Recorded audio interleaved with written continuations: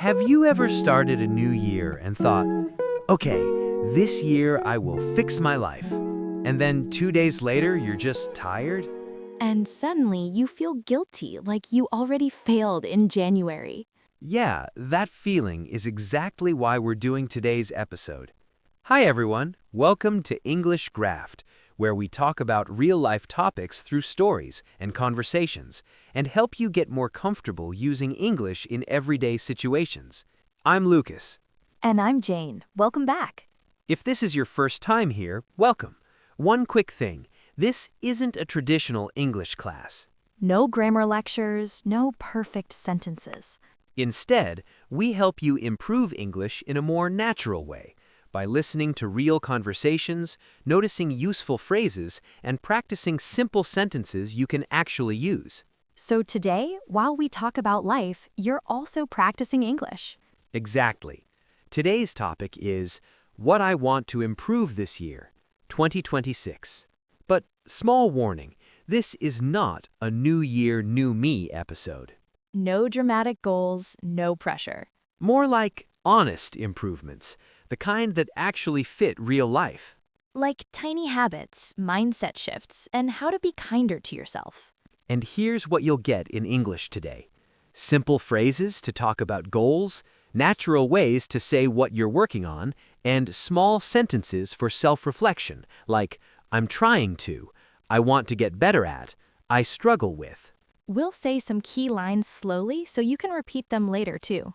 All right, let's talk about why self-improvement can feel a little stressful. You know, Jane, people often think the moment you decide to improve yourself is big and dramatic. Like one day you wake up and say, that's it, I'm changing everything. But honestly, that's not how it usually happens. Yeah, for me it's never loud. It's usually very quiet, almost boring. Exactly. For me, it's more like small signals. Nothing is wrong on the surface, but something feels off. Same here. It's that feeling when your days are full, but you're not really satisfied. You're busy, but not fulfilled. I remember one evening last year. I finished work, sat down, opened my phone, and suddenly 1 hour was gone. And you don't even remember what you watched. Exactly. And I wasn't relaxing. I wasn't learning. I wasn't even enjoying it. I just felt tired. That's such a clear sign. For me, it shows up emotionally. I notice I get annoyed very easily. Small things bother me more than they should. Yes, like when someone asks a simple question and inside you feel impatient. Or when you reply too fast. You don't really listen, you just react. And that's when I realized something important. The problem wasn't my job. It wasn't my schedule. It was how I was living inside my days. That's a really good way to say it. Living inside your days. Because from the outside, everything looked fine. But inside, I felt rushed, distracted, a little disconnected from myself. I had a similar moment with sleep. I wasn't exhausted, just constantly a little tired. And I told myself, this is normal. Everyone is tired. But normal doesn't always mean okay. Exactly. When I finally stopped and asked myself, why am I always low energy? I realized I wasn't resting properly at all. And that's the thing. These moments don't scream at you, they whisper. They show up as habits, mood, reactions. And often we ignore them, because nothing is broken. But improvement doesn't start when things break. It starts when you notice discomfort early. That noticing, that pause, is the real beginning. Not goals, not plans, just awareness. And once you notice it, the next question naturally comes. Yeah, you start asking yourself, okay, if something needs to change, what exactly is it? And that's where things get more specific. Right. So in the next part, let's talk about that. Not big dreams, but the real, everyday things we actually want to improve this year. So, yeah, once you notice that something feels off, the next question isn't, how do I change my whole life? It's much simpler. It's more like, what keeps bothering me every single day? Exactly. And I think this is where people usually go wrong.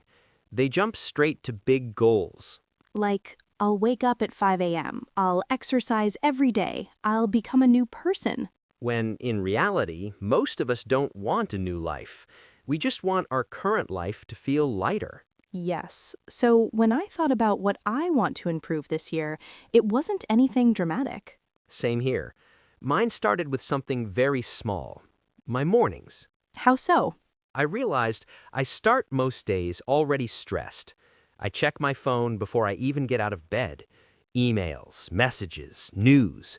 My brain is on before my body is ready. That's very relatable. For me, it's evenings. I don't actually end my day. What do you mean? I just fade out. I work, scroll, answer messages, watch something, fall asleep. There's no clear moment where I say, okay, today is done. That explains why your mind never really rests. Exactly. So one thing I want to improve is having a proper ending to my day.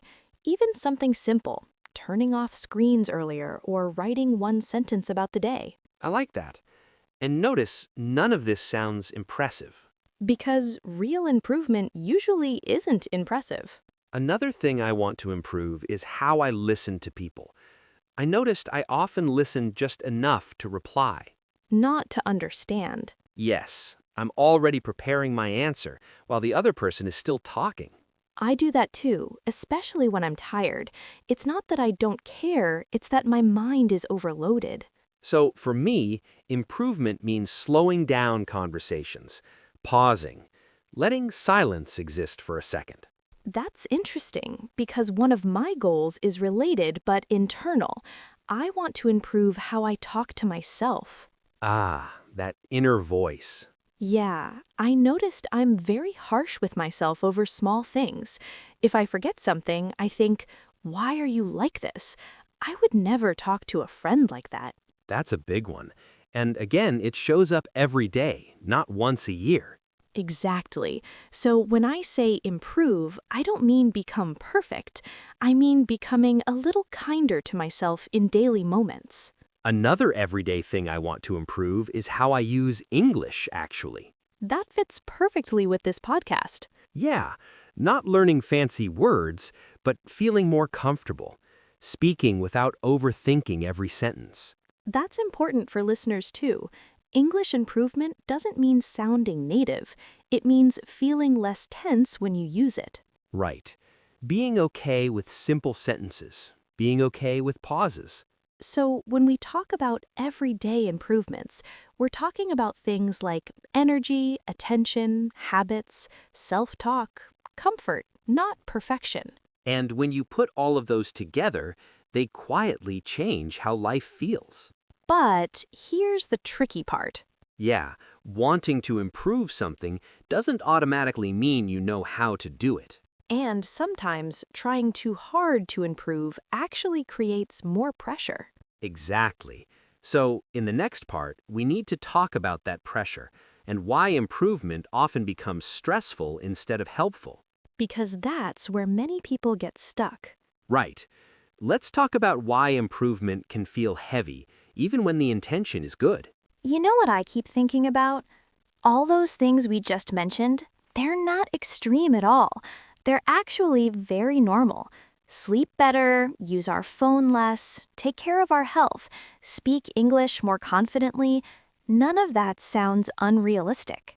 Yeah, when you say them out loud, they almost sound obvious.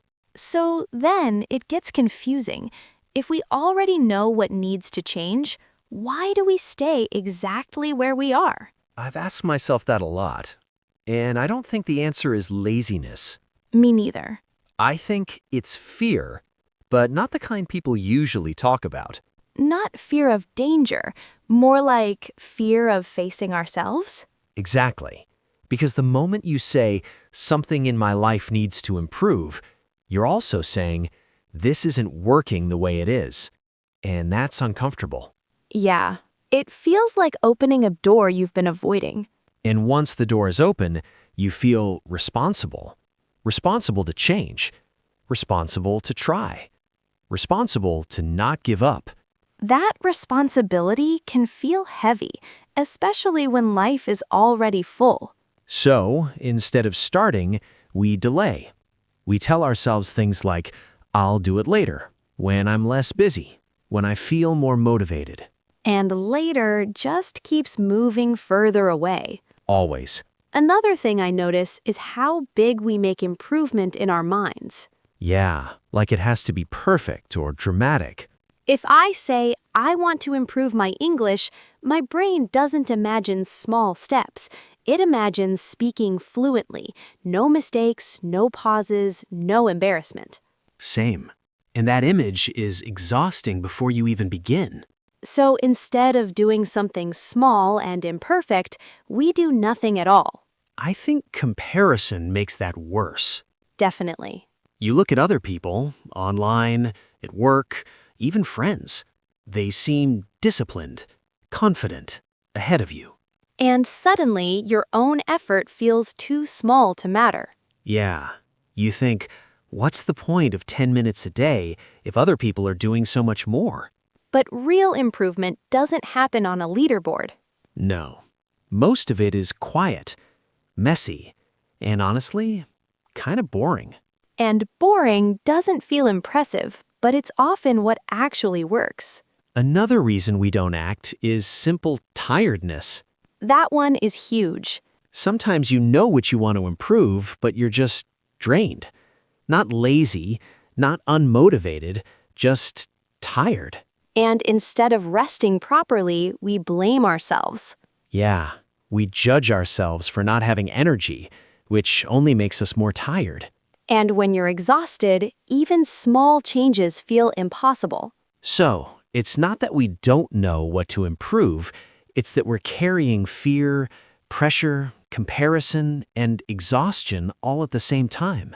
Which explains why pushing harder doesn't usually help. Right. Sometimes improvement doesn't start with doing more, Sometimes it starts with understanding why we're stuck. and being a little kinder to ourselves about it. Because when the pressure softens, action feels possible again. And that's where things begin to change, not dramatically, but in a way that actually fits real life. So if pushing harder doesn't work, and waiting for motivation doesn't work either, then what does improvement actually look like? For me, it started looking much smaller than I expected. Smaller how? Like less dramatic, less, I'm changing my whole life, more, I'm adjusting one tiny thing. Yeah, I think that's where a lot of people get stuck. They imagine improvement as a big announcement, Right. New year, big goals, full commitment. but real life doesn't really respond well to that energy. No, real life responds better to quiet decisions. For example? For example, instead of saying, I will wake up early every day, I tried saying, I'll wake up 10 minutes earlier 3 days this week. That already feels lighter. Exactly. Because when it's lighter, I don't resist it. I think realistic improvement starts with asking a different question. Which is, Not what should I improve, but what feels slightly off right now. that's a good one. Because should comes with pressure, but slightly off feels honest. Yeah, like when you notice something small but consistent. You're always tired in the morning. You're always distracted at night. You always avoid one specific task. Those are signals, not failures. Exactly. And realistic improvement listens to signals instead of fighting them. Another thing I've learned is that improvement works better when it fits into your existing life, not when it tries to replace it. Yes, like improving English. Perfect example. If I tell myself, I'll study English seriously starting tomorrow, my brain immediately thinks of textbooks, schedules, pressure. And then it shuts down.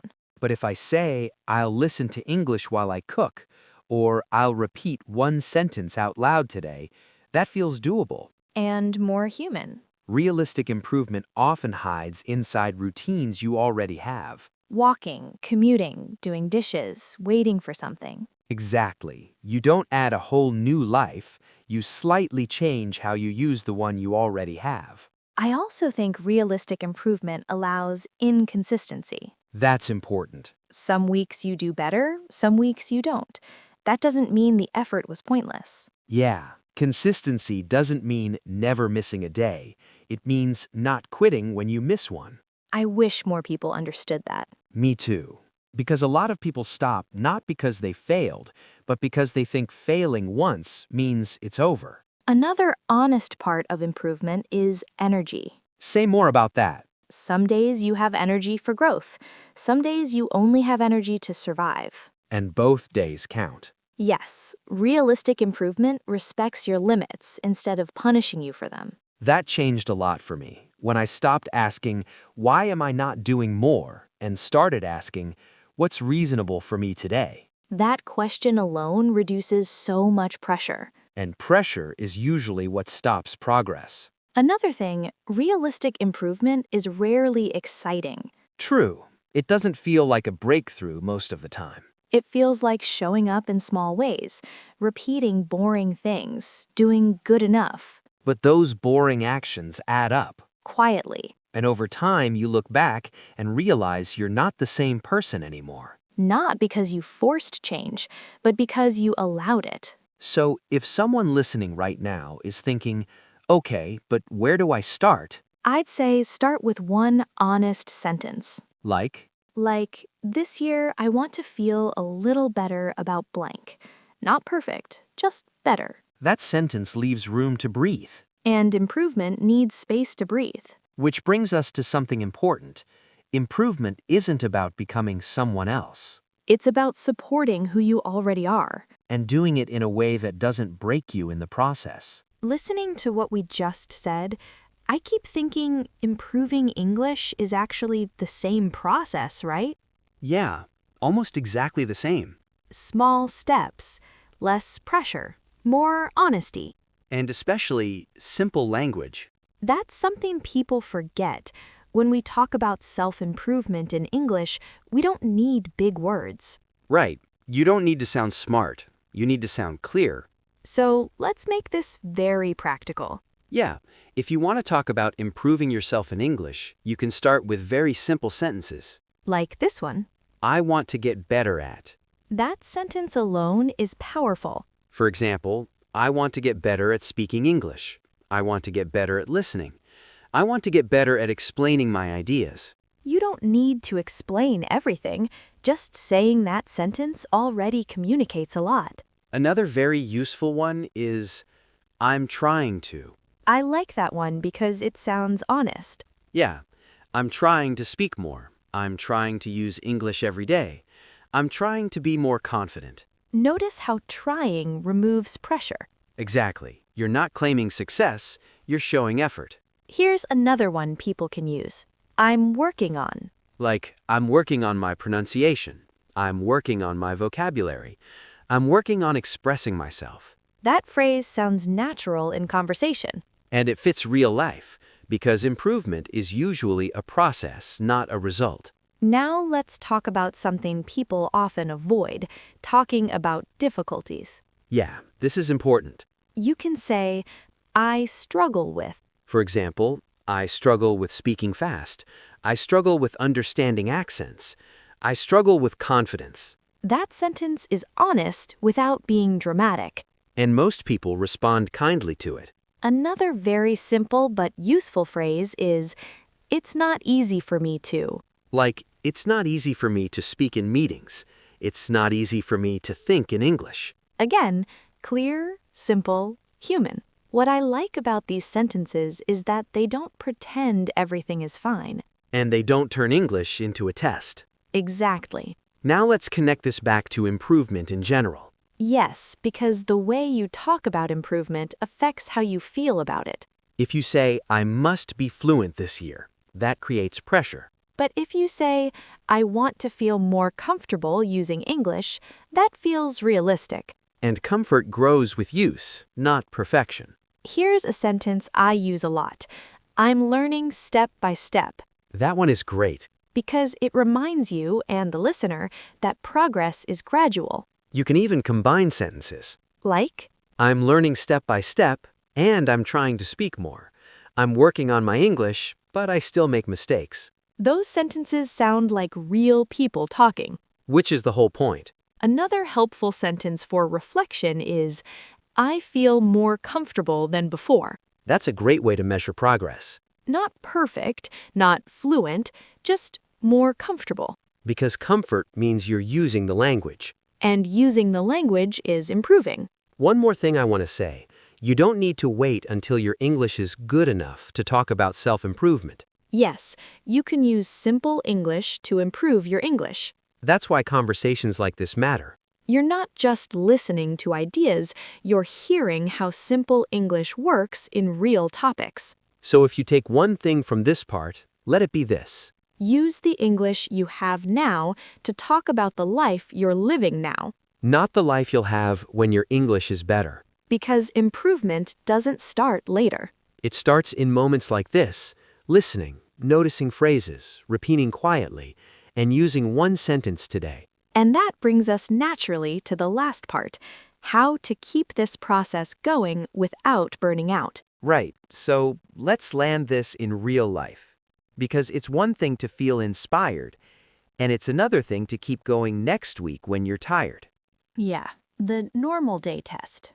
Exactly. If your improvement plan only works on your best day, it won't survive your busy day. And most days are busy days. So the key word here is sustainable. Something small enough that you can repeat it without hating your life. I love that sentence. And I think the biggest mistake people make is they start too big. They try to fix everything at once. Sleep, diet, work, mindset, English, and then they crash. And then they feel guilty, like they failed. But missing a day isn't failure. Quitting because you missed a day, that's what stops progress. So, sustainable improvement needs two things, a smaller step and a kinder mindset. Yes, and here's a simple way to keep it sustainable. Reduce the goal until it feels almost too easy. Like 5 minutes easy. Exactly. 5 minutes of English, one short walk, one small boundary, one sentence of reflection. Because small things are repeatable. And repeatable becomes real change. Before we end today's episode, I just want to remind you of one thing. You don't need to fix your life this year. You don't need a perfect plan, and you don't need to become someone else. Improvement doesn't start with pressure. It starts with noticing. Noticing what feels off, noticing what feels heavy, and choosing one small thing that feels a little better. And if English is part of that journey for you, you're already doing it. By listening, by noticing phrases, by repeating simple sentences, by using English to talk about your real life. That's real practice, not textbook practice. Real practice. So if you'd like, share your sentence in the comments, the one we talked about earlier. This year, I want to get better at, or I'm trying to. You don't have to write something impressive, just something honest. And if this conversation felt familiar, or if it made you feel a little less alone, please like the video. Share it with someone who might need a calmer voice today. And subscribe to English Graft for more real-life topics told through stories and conversations to help you feel more comfortable using English every day. Thanks for spending this time with us. Take care of yourself, and we'll talk to you again in the next episode.